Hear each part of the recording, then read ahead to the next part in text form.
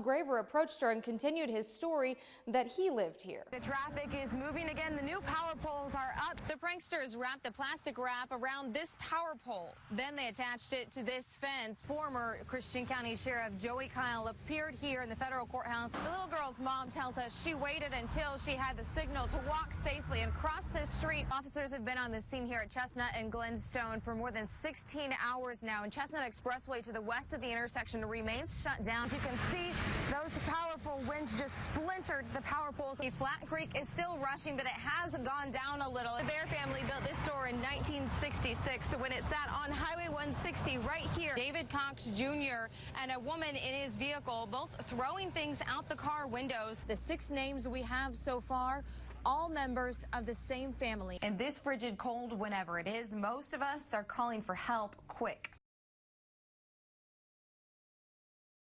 At least 2 people are dead after a typhoon barreled across the western end of Japan today. Rivers spilled out of their banks. On his first day at another daycare, she got a call from a Nixa detective who'd received a report of abuse from another daycare teacher. Today, we're learning more about the gunman behind the deadly attack on 2 U.S. military facilities in Chattanooga, Tennessee. And police may interview witnesses and collect some evidence. Finally, the victim may choose a complete investigation where police gather all they can to determine if probable cause exists to file criminal charges. The formation of 2 tornadoes last night, one hitting a transformer in west central Illinois, caught in this incredible video. Oh my gosh! Once they received the trisomy diagnosis, some medical professionals wanted them to just give up. An original comic book Avenger comes in the tiniest of sizes. Ant-Man is making his way to the big screen this weekend. Definitely going to feel like July. Yeah, definitely. Well, thanks for watching, and we'll have the latest news tonight at 5, 6, and 10, and of course at ky3.com.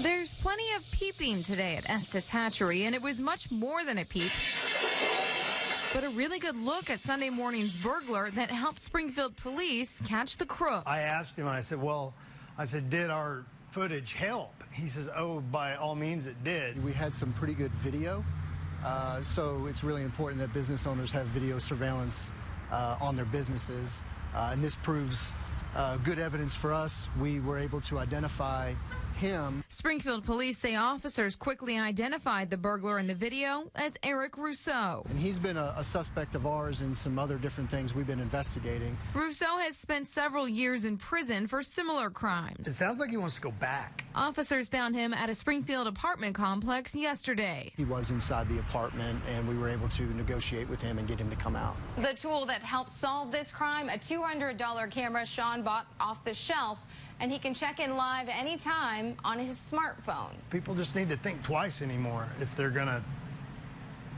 do something bad, because everywhere you look, there's a camera.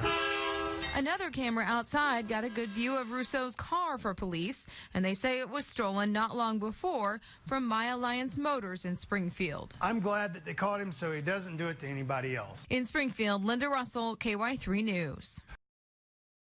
First, it was a car that ran off the road early one March morning, smashing into Josh and Oakley's bedroom wall. Their bunk beds collapsed around them. My oldest son didn't make a noise, and that I thought I'd lost him. Then in June, the boys awoke floating on their air mattress. 5 feet of water rushed into the Hulls home. And I don't know what we're going to do.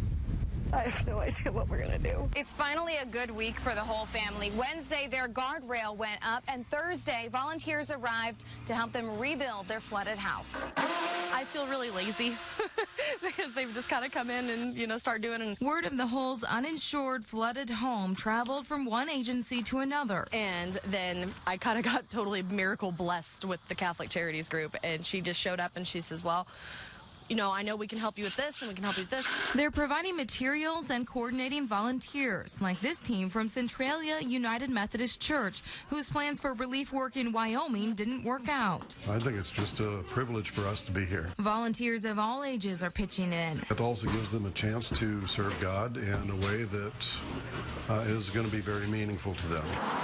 China is also thrilled to have a big brand new piece of steel protecting her home and family. I'd really got to where I didn't think it was ever gonna happen. So coming home and finding that was like, yes. Local state representatives worked with MoDOT to make the guardrail a priority. It gives China hope her family will again feel safe and secure at home. I'm hoping that things are finally turning around for us. In Webster County, Linda Russell, KY3 News.